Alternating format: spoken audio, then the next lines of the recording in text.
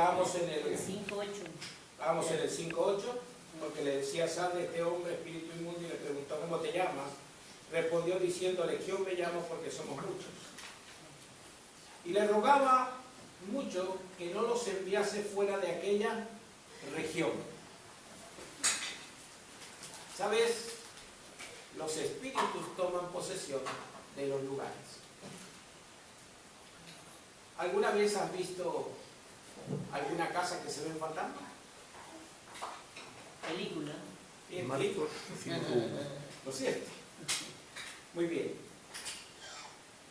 Estaba allí cerca del monte un gran hato de cerdos paciendo y le rogaron todos los demonios diciendo envíanos a los cerdos para que entremos en ellos. Luego Jesús le dio permiso y saliendo aquellos espíritus inmundos entraron en los cerdos, los cuales eran como 2000, y el hato se precipitó en el mar por un despeñadero y en el mar se ahogaron. Vale, esa es la parte que terminamos con el tema espiritual. Y los que apacentaban los cerdos huyeron y dieron aviso en la ciudad y en los campos y salieron a ver qué era aquello que había sucedido. Vienen a Jesús y ven el que había sido atormentado del demonio y que había tenido la legión sentado, vestido y en su juicio calado. Qué tremendo, ¿no? La gente lo conocía porque vivía en sus alrededores y ahora lo ven vestido y cuerdo. Y tuvieron miedo. Y les contaron los que habían visto cómo le había acontecido al que había tenido el demonio y de los cerdos. Y fíjate qué hace la gente. Conoce la palabra, conoce a Jesús, ve el milagro que Dios había hecho, porque también una liberación es un milagro. ¿Y qué comenzaron? A rogarle que se fuera de sus entornos. ¿Por qué? Porque la gente cuando pierde dinero no quiere a Jesús. El joven rico vino a Jesús y le dijo, te quiero seguir, Señor. Dice, ¿sabes que hay que guardar todos los mandamientos? Dice, desde joven lo he guardado. O sea que estaba bien el hombre, el joven rico, y Jesús le dice, ve, vende todo y dáselo a los pobres. Y sígueme. ¿Y cómo se fue? Triste. Hay una lucha grande en el torno de los corazones de la gente. ¿Cuál es esa lucha grande que tenemos? Y es la avaricia. ¿Verdad? Nosotros pensamos que tanto trabajar y que nos hemos ganado el dinero y que merecemos tener el dinero en nuestros bolsillos, ¿o no? Cuando nosotros tendríamos que darle gracias a Dios, porque si Dios no te da salud, no tienes trabajo, y si no te da trabajo, no tienes salud, y si no te da trabajo, no tienes dinero. No puedes comprar coche, no puedes comprar casa, no puedes comprar nada, porque ¿quién da todas las cosas? Dios. Habíamos leído en el Salmo, si Jehová no edificare la casa, en vano trabajan los edificadores. ¿Amén? Entonces tenían aquí un conflicto.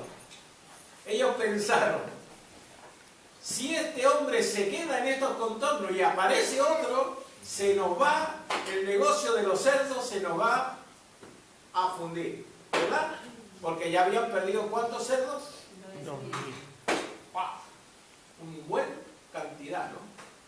Si a los 2000 le hacemos 500 y a los 500 lo matamos y le hacemos jamones, cada jamón vale unos 40 o 50 euros, saca la cuenta. Tremendo el dinero que se nos está yendo, ¿verdad? Eso de tener una relación con Dios, se nos va a ir el dinero. Y siempre hay algún pariente que viene y dice, ¿para qué vas a esa iglesia si lo único que hacen en esa iglesia es pedirte dinero, poner ofrenda, ayudar a los pobres? ¿O no? ¿O no te han dicho alguna vez? Ahí te van a comer el coco. Ese es un dicho acá, bien español. Cuando llegamos nosotros, dice, ustedes lo único que hacen es comerle el coco a la gente. Al entrar, fíjate qué tremendo, ¿no?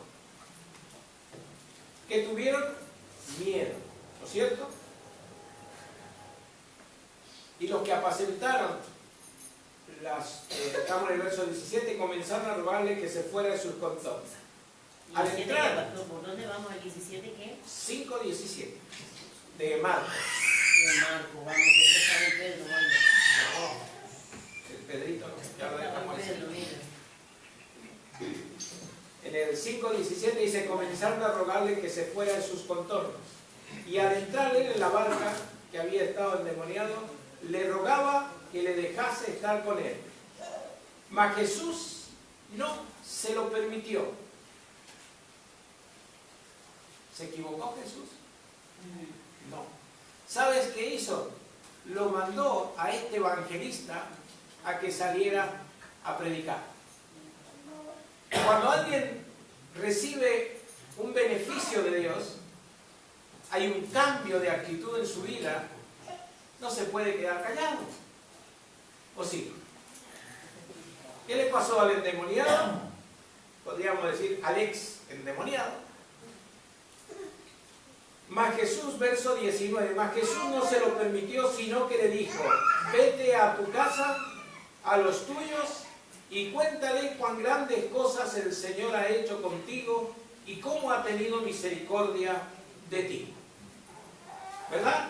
¿Qué es lo que hace el Señor primeramente? Que le vayas y le prediques ¿a quién? A los de tu casa. Si Dios ha hecho algo extraordinario en tu vida, Dios te invita a que le prediques primero a los de tu casa. ¿Verdad? A tus amigos. ¿Qué es lo que hizo un hombre? Cornelio. ¿Qué hizo Cornelio?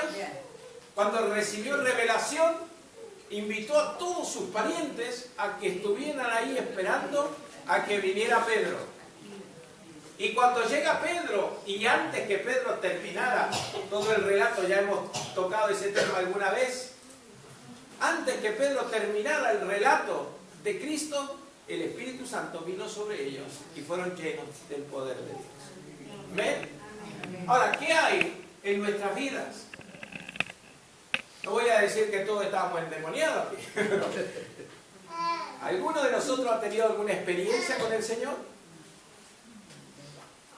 Si ha tenido una experiencia con el Señor, que el Señor le ha perdonado los pecados, si usted ha recibido a Cristo como Señor y Salvador en su corazón, que esto lo ha librado de la muerte eterna. ¿No es cierto? Entonces, usted vaya a los suyos, a su casa, y compártale lo que el Señor está haciendo en su vida. ¿Y por qué digo que este ha sido el mejor evangelista que ha tenido? Verso 20. Y se fue, ¿verdad? Y comenzó a publicar en Decápolis. O sea, todo lo que habíamos hablado de Gadara, los gadarenos, ¿de dónde eran? De la ciudad de Decápolis, ¿verdad? Lo que habíamos leído al principio. Y ahora dice que se fue, capítulo 5 de Marcos, verso 20, dice, y se fue y comenzó a publicar en Decápolis. Primero, cuán grandes cosas había hecho Jesús con él, y todos se maravillaban. ¿Por qué fue a Decápolis? Porque era donde lo conocían. Tú imagínate, ve un loco que siempre anda gritando y zapateando y tirando y haciéndose daño, y ahora lo ves sano y bueno y tú eres vecino. Hay preguntas, ¿qué le pasó a este? Y este te viene diciendo que Cristo cambió su vida, ¿verdad? Y como me dijeron a mí una vez, tú estás más loco ahora que antes. ¿Cómo? Si Cristo cambia tu vida, si Cristo cambia tu razón de ser, es lo que está buscando el Señor, verdaderos adoradores que le adoren en espíritu y en verdad. Porque ahora había sido cambiado el espíritu de este hombre, que estaba lleno de ¿qué? Estaba lleno de Cristo. Y entonces comenzó a gritar y a anunciar a Decápolis, que era una tremenda nación, ¿no es cierto? Empezó a contar cuán grandes cosas Dios, Jesucristo, había hecho con él. A veces lo que Dios hace en nuestra vida pensamos que es pequeño. Pensamos que, bueno, sí, ahora soy mejor persona que antes. Bueno, es que voy a la iglesia. Hay mucha gente que va o que viene a la congregación. Pero lo importante es tener una relación personal con Cristo. Y cuando tú tienes esa relación personal con Cristo, vas a comenzar a hablar ¿de qué? De las maravillas que Dios hace, ¿dónde? En tu vida. ¿Por qué fue este hombre y contaba y la gente se maravillaba? Primero, porque lo conocían que había sido un endemoniado. Y segundo, porque realmente vieron la transformación en su vida y en la forma que él vivía. Cuando la gente, amigos tuyos o vecinos o parientes, vean cómo tu vida cambia, entonces comenzarán a maravillarse. Por eso es que la Biblia dice, el que antes mentía, no miente. Esta mañana en el programa decía el joven que yo me debía un poco y dice, y uno miente y después se cree hasta uno mismo las mentiras que dice y cada vez va siendo más mentiroso. ¿O no le pasan a algunos por ahí? Solamente prenda la televisión y usted ve a algunos, que no me quiero meter ni en política ni en otra cosa, ¿no? Y dice, pero si ¿cómo dice que no hizo y al final ahora le han descubierto que sí hizo? Como Trump, que le sacaron tantos falsos, 46 falsos. Bueno, A Estados Unidos, vamos. pero ¿sabes? Lo importante de esto, no nombre a la gente. Usted diga, uno que salió por la televisión, porque nosotros mandamos el vídeo a la televisión. Oye, tenga cuidado con lo que dice. O sea, nosotros vemos, ¿verdad? Escuchamos, podemos discernir quién miente y quién no. Claro que podemos discernir, porque el Espíritu Santo que está en nosotros nos va a llevar a toda libertad y a todo conocimiento. Y si usted ve que hay alguna cosa que no entiende, ore a Dios para que el Espíritu Santo le abra el entendimiento y le dé calidad de vida. ¿Qué te parece? ¿El Espíritu Santo te dará calidad de vida o no? Amén. Sí. Si lo hizo con este hombre, ¿cómo no lo va a hacer con nosotros? ¿Verdad o no? Amén. Busquemos la presencia del Espíritu Santo en nuestra vida para que nuestra vida sea transformada en un modo sobrenatural. ¿Sí o no? Sí. Amén. ¿Terminamos con este hombre o seguimos viendo qué hacía? Porque ahora, antes era un desechado. ¿De quién? De la sociedad. Era desechado de la sociedad. Era desechado del cielo. Había Satanás tomado su corazón y lo tenía listo para llevárselo ¿a dónde? Al infierno. ¿Verdad? Pero ahora, con Cristo cambió la situación. Cambió la forma de vivir. Espiritualmente se llenó de Cristo, que es lo primero, para que sea transformado su corazón. Segundo, se puso a hablar, porque el verso 20 dice, y se fue y comenzó a publicar en Decápolis. ¿Qué hizo este hombre? Obedeció. ¿Y cuál es el gran mandamiento que nos da el Señor? Y hacer discípulos por todo el mundo. ¿Dónde está eso? La palabra. Sí, pero la palabra está llena aquí. Mucho. Véalo. ¿Tiene por ahí? Mateo 28. A ver qué dice Mateo 28.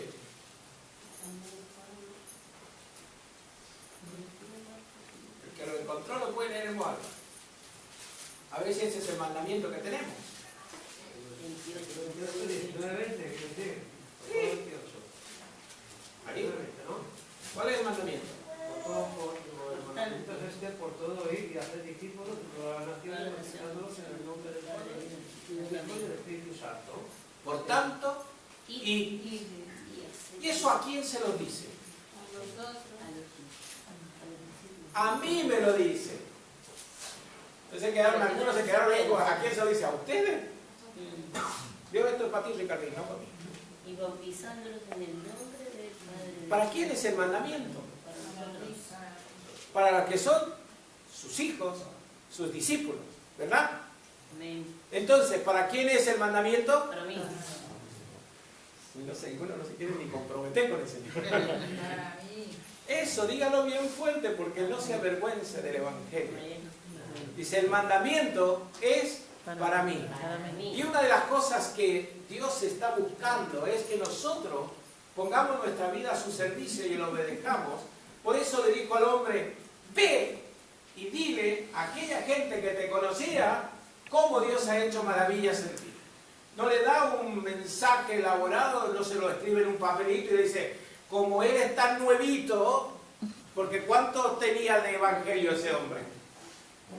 Y había salido de una situación traumática. Aquí te mandan al psiquiatra, ¿no? Si te ves que está medio majada, al psiquiatra. ¿Sabes cuánto endemoniado hay? Pero ahora le dice, por tanto vete y habla. Por tanto ve y muestra. ¿Verdad? Y entonces él comienza a contar las maravillas que Dios ha hecho en su vida. Y comienza la gente a ¿qué? A maravillarse. Se maravillaron. ¿Verdad? Y si este mandamiento que Jesús ha dejado para ti y para mí, nosotros comenzamos a hablar de las maravillas que Dios hace en tu vida. Yo cuando veo al ex endemoniado hablando de las maravillas que Dios ha hecho, digo, ¿y cuánto tiempo tenía de evangelio? ¿Un par de horas? ¿Un par de horas? Porque ya Jesús estaba por ahí y le dijo, no vas conmigo. ¿Pero por qué? Porque tú tienes que ir a anunciar el evangelio. Y cuando le da ese mandamiento, él sale y está anunciando las maravillas que Jesús hace en tu vida. ¿Ven? Yo le doy un consejo, hermano. Usted cuando vaya a hablar con alguien y él te pregunte, ¿de qué religión eres? ¿Qué le contestas? Soy de Cristo. Soy de Cristo. Cristo está transformando mi vida. Cristo sabe qué ha hecho en mi vida. Primeramente me ha transformado. De pecador, ahora soy santo. ¿Qué tal?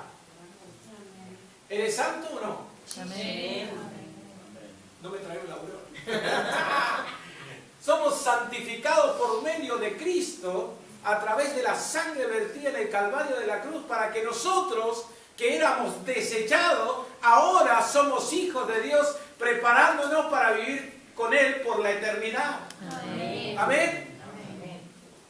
Dile al que está al lado tuyo, tú eres un hijo de Dios. Tú eres una hija de Dios. Tú eres una hija de Dios.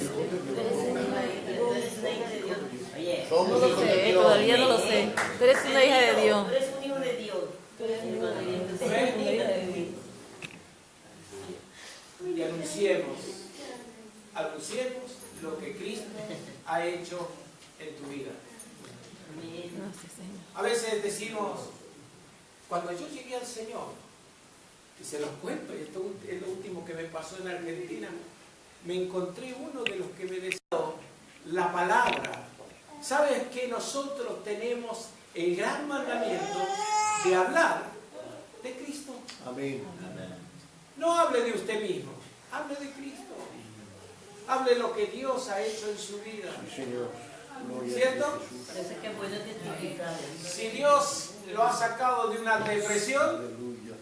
hable y cuéntele a la gente que Dios lo sacó de una depresión. Si Dios ha sanado físicamente, cuente que Jesús le ha sanado físicamente. Amén. Amén. Nos pasará igual que los dueños de los cerdos. Le vamos a decir al Señor, vete de mi vida porque no puede ser compatible el dinero con Jesús. Pero es compatible, hermano. Por eso es que dice, yo quiero que seas prosperado en todo como prospera tu alma. ¿Ves?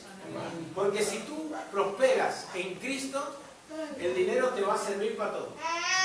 No te va a hacer daño. Al contrario, vas a ser un hombre y una mujer dadivosa en Cristo para que puedas tener prosperidad. Amén.